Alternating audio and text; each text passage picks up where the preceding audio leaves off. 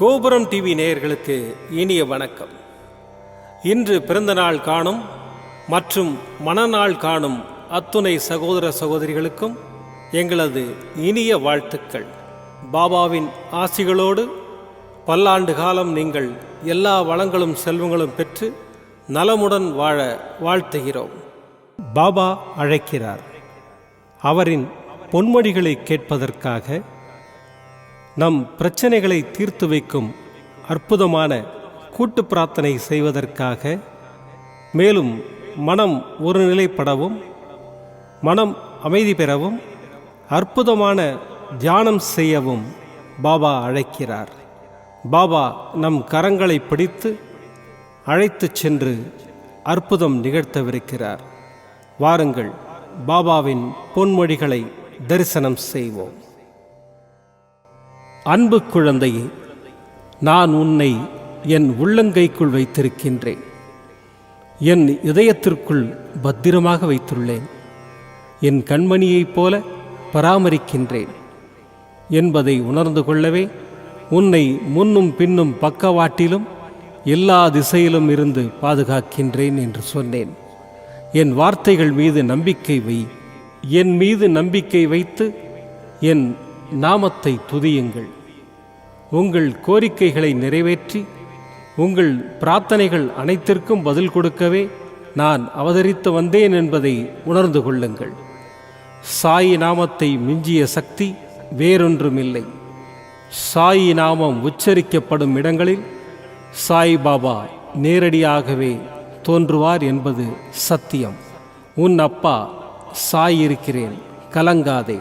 ஓம் சாய்ராம். பாபாவின் அற்புதமான பொன்மொழிகளை தரிசனம் செய்தோம். அடுத்த நிகழ்வு கூட்டு பிரார்த்தனை.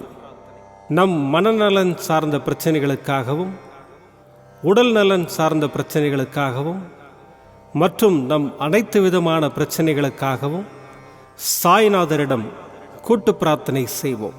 வாருங்கள், இந்த அற்புதமான கூட்டு பிரார்த்தனையை செய்வோம். பிரார்த்தனாஷ்டகம். 8 பிரார்த்தனைகள்.